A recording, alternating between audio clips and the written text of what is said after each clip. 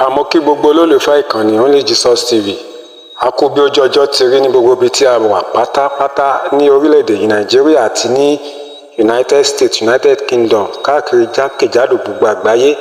Mo gbàdúrà àánú Ọlọ́run ní fi wá sílẹ̀, ebi àárọ̀, ebi ọ̀sán, ebi àṣálẹ́ kò ní pa wá lórúkọ Jésù, àtijẹ àti mu wa kò ní nira. Ẹ̀rí báyìí ní Àgbàlá Gabriel, àwọn ènìyàn ń rọ́ gìrìgìrì, wọ́n ń rọ́ gìrìgìrì nítorí àtijẹ, nítorí àti mu. Bó ṣe ń lọ ní Àgbàlá Gabriel, òun náà là ń mú wá fún wa láti ìkànnì Only Jesus TV. Ẹ jọ̀wọ́, ẹ̀yin tẹ́ ti subscribe, ẹ bá wa subscribe.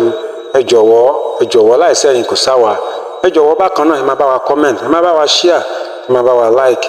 Máa fi fídíò sílẹ̀ fún wa ká lọ wò ó bí àwọn ènìyàn ṣe ń jẹ oúnjẹ ọ̀fẹ́ ní Àgbàlá Gabriel. Ohun tí mo kàn mọ̀, tí mo fẹ́ jẹ́ ká mọ̀, mo fẹ́ ká gbámú gẹ́gẹ́ bí ẹ̀kọ́ ni pé ẹ wò ó, ẹ ṣáà jẹ́ ká máa ṣe dáadáa, jẹ́ ká máa ṣe dáadáa. Ẹnikẹ́ni tí wọ́n bá nípa láti ṣe ìrànlọ́wọ́ fún, òun náà lẹ́ni kejì rẹ̀, tọ́jú rẹ̀. Ó yá ní òkè lọ́run.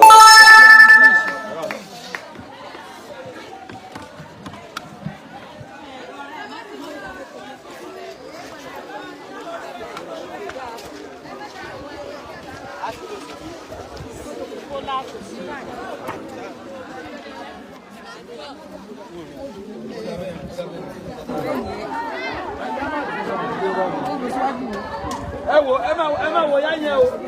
Ẹ máa wò yá yẹn o. Ẹ máa wò ìyá yìí o. Ẹ máa wò yá ìlú sọ fún yín o.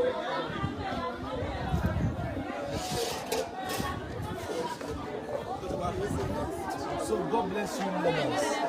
Lórí àyígbà, a ṣe parí program láìpẹ́ sí àwọn tí ò ní nǹkan láti gbé. Ọ̀rẹ́ ẹ̀kọ́ bẹ́ẹ̀ ni àwọn tí ó ń bọ̀ lọ́wọ́ báyìí. So, wọ́n ti ní ọmọ ìjọ ìsìnkú here to serve them some food and they jẹun. Wọ́n á ṣe tí wọ́n fẹ́ náà, Ọlọ́run ni yóò sọ wá lórí.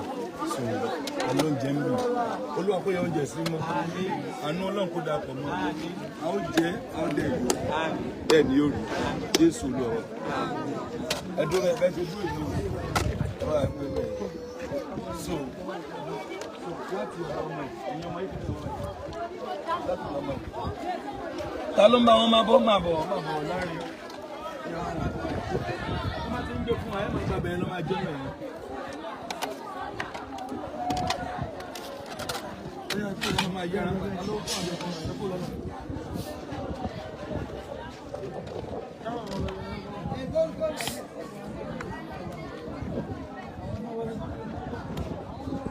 Ẹ má mi ní ẹgbẹ́ kọ́ mọ wẹ́rẹ́ o.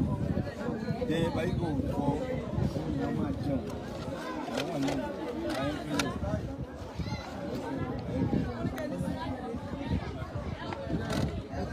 bàbá bẹ́ẹ̀ ni bàbá tó bá ti ń dà straight. Ẹ bọ́ tó kọ̀ọ̀kan dà. Ẹ máa lé ìlú.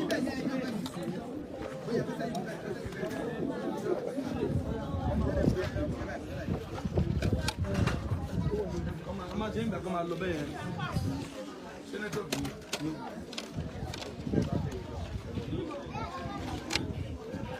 Ẹ̀ka amúfò mi mẹ́ o ní a.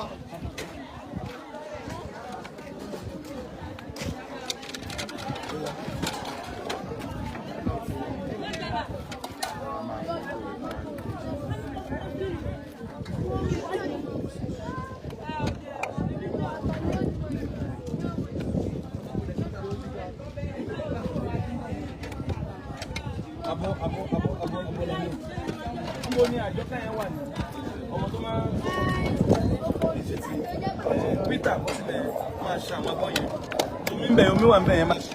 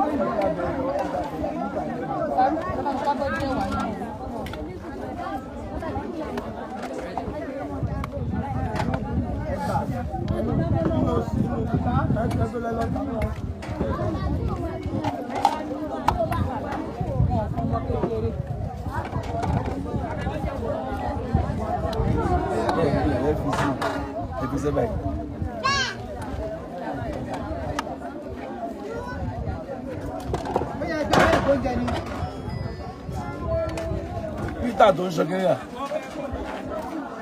Ẹ fún alábọ̀, ẹ fún alábọ̀, ẹ fún alábọ̀.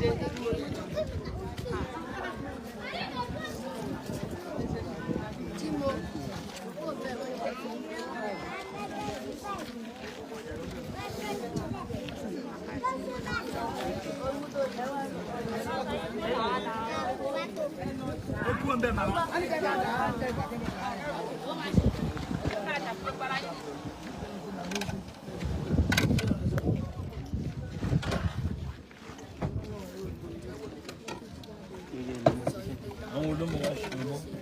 Má dànù pé yóò kọ́ wá báyìí.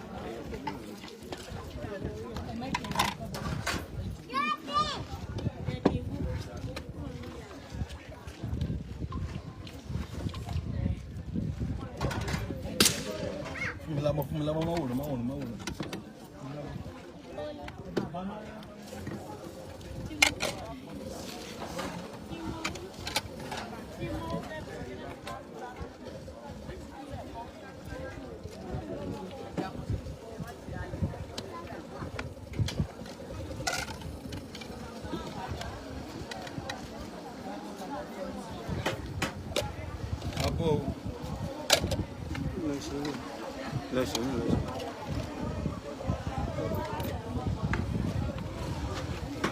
About so lovers all over the world. And you know what Lima support one. A show. I want to seize this opportunity to appreciate our lovers. Usuyi, Urenyi, Lọ́run lò yín, ó ń tẹ̀síwájú. Ògo ni fún Jésù. Because ẹlòmíì wò pé kò ní pẹ́ rẹ̀ wọ́n. We thank God for His grace. Gbàtí èṣe pé láti fi gbogbo, láti fi gba ògo fúnra wa. To maybe to give glory to ourselves. No, everything is for God's glory. Gbogbo nǹkan tí Ọlọ́run fẹ́ ni. Kò sí ní tẹ́nìkan ní mú lọ anywhere. Kò sí ní tá mú lọ anywhere. Gbogbo oúnjẹ inú ilé wa á jẹ sínú ni. Gbogbo ohun tó wù ká ní we are not taking it anywhere. I drop everything sáyé yìí. So nígbà wá jẹ́ kó I drop everything sáyé. So kí wá ní benefit ayé gẹ́gẹ́? Ayé yìí ò ní benefit kankan. Kò ní benefit kankan. Ju pé ká jẹ ká mu ká wọṣọ. Ká jẹ adùn tó wà náyé, ká sin Ọlọ́run. Tá bá ní mọ́tò, ó bu àṣírí. Bá kọ́lé, ó bu àṣírí ni àwa kọ́ la ní. Gbogbo ohun tá a ní láyé ó bu àṣírí ni àwa kọ́ la ní o. Báyìí pàwọ́ la ní tá a bá ń lọ àmú dání. Gbogbo ohun téèyàn bá ní èèyàn máa ń mú dání téèyàn bá ń jáde ni. So sí ìfẹ́ pàwọ́ kọ́ la ní, so a lè mú nǹkan òun dání. Gbogbo ohun tá a ní láyé bó jẹ́ owó ni ó bu àṣírí ni. Bó jẹ́ mọ́tò ó bu àṣírí ni. Ó lọ ìlú èbó Ọlọ́run bu àṣírí ẹni, ó kọ́lé Ọlọ́run bu àṣírí ẹni, ó ní property ó bu àṣírí ni. Àwọn kan yẹn bu àṣírí ẹni, àwa kọ́ la ní, àwa kọ́ la ní. Ọlọ́run ló ní wá, tí rẹ̀ ní àwa ní ènìyàn rẹ̀ àti àgùntàn pápá rẹ̀. So Ọlọ́run ló ní wá, gbogbo ohun tá a ní á lò fún Ọlọ́run ni. Ó ní ká fi tẹnìkejì wa ṣáájú, ó ní ká fi gbọ́ ọkàn wa gbọ́ ẹ̀yà ká fi fẹ́ Olúwa Ọlọ́run wa. Ó dẹ̀ ní kí á fẹ́ràn ọmọlàkejì wa ẹbí ara wa. Ó ní ká máa fi tẹnìkejì wa ṣáájú. Gbogbo ẹ̀yin tọ́lọ́run ń lò tájọ nífẹ̀ẹ́ àwọn èèyàn tá à ń ṣàwọn ẹ̀wọ̀ ọ̀hún yẹn ṣe ń jẹun. They are happy, wọ́n jẹun. Ẹlòmíì ò tí ì jẹun kankan. Ibi ilẹ̀ lòmíì ti ń jẹun. Ibi ilẹ̀ lòmíì ti ń wá ṣẹ̀ṣẹ̀ ń jẹun. So thank you so much our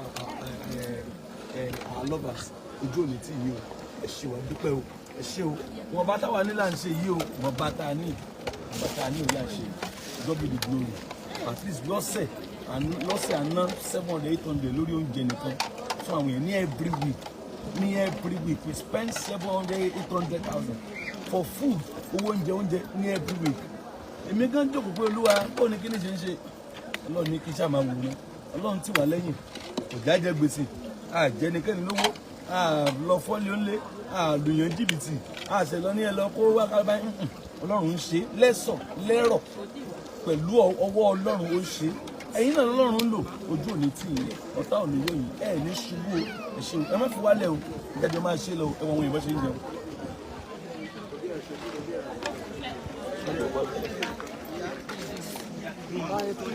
Sẹ́mi mo lọ lẹ́nu ọ̀fẹ́ kí wọ́n lè fẹ́ ṣe mo fẹ́ bàbá rẹ̀.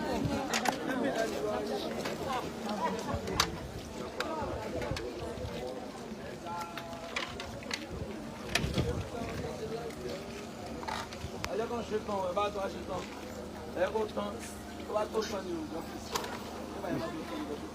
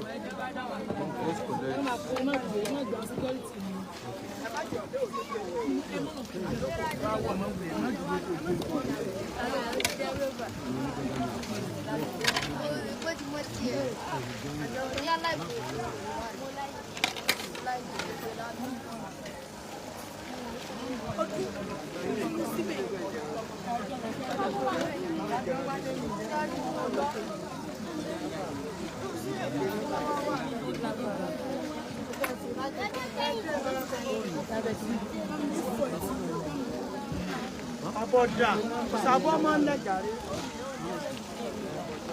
Èyí méjì abẹ́ nìkan lè gbà mí. Ọmọ ẹja kan bá mi náà fún ọdún pàdé kọ́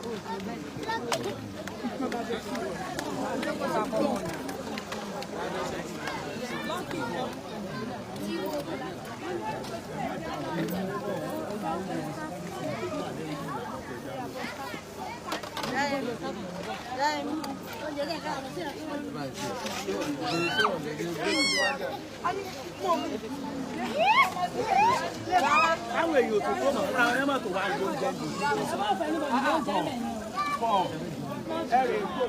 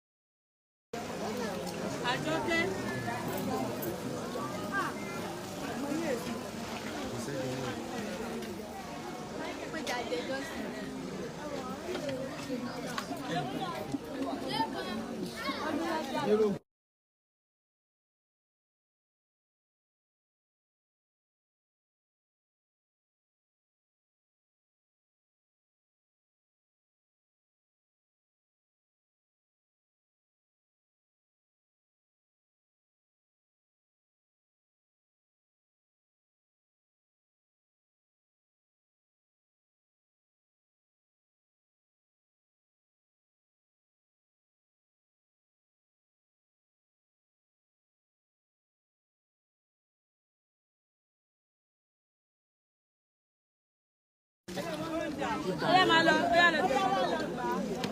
Ọlá yà lọ jẹ bá lọ jẹ. Ẹ lọ́kọ́ lọ́kọ́ náà jẹ.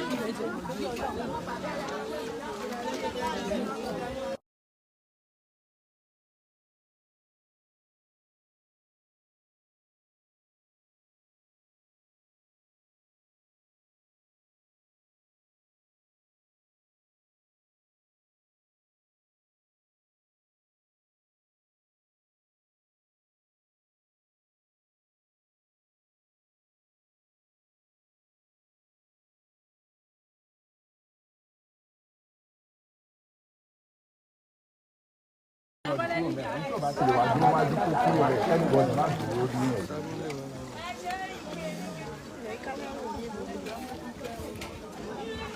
ẹni tí ò bá ti lè wá.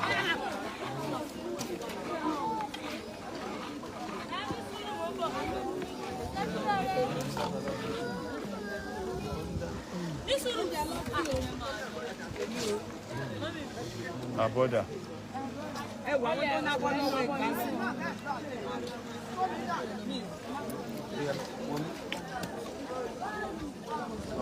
Àwọn mẹ́ta ni àwọn mẹ́ta ni ẹ bá wọn kọ àwọn mẹ́ta ni iṣẹ́ wọ́n á jẹ́ pọ̀ ní ọ̀rọ̀ ní ọjọ́ kó dáhùn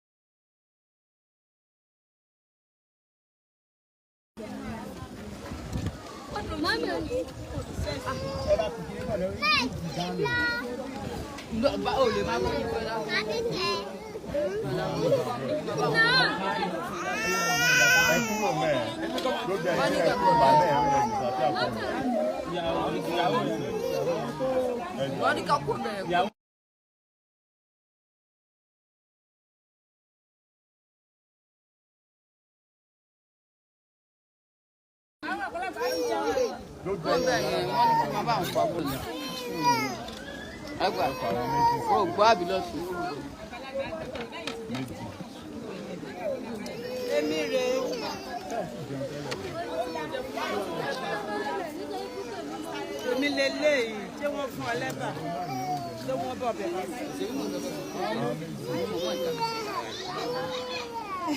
wàhálà rẹ̀ pọ̀.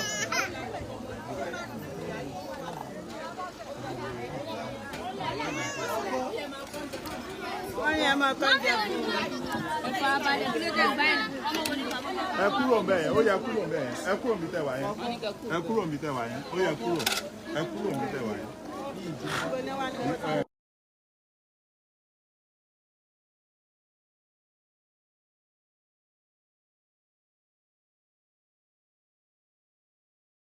kúrò ń bẹ̀ yẹn ètò ìdìbò ẹ̀ wá tó báyìí. ẹ̀jẹ̀ wá yọ sí ṣọ́ọ̀ṣì. ọmọ ilé ìlú kù. Mọ́mí Ayọ̀. Mọ́mí Ayọ̀. àwọn èèyàn ti tòun kúrò.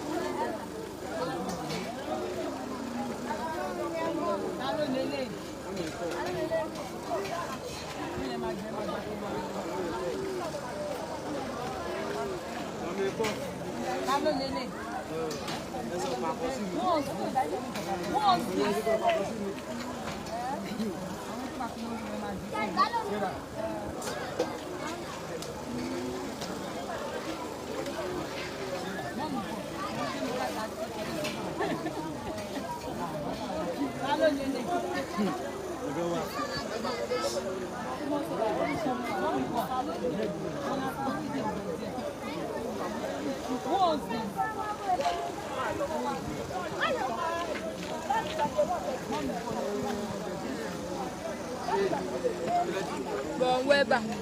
Moi, mes parents, on va faire la table.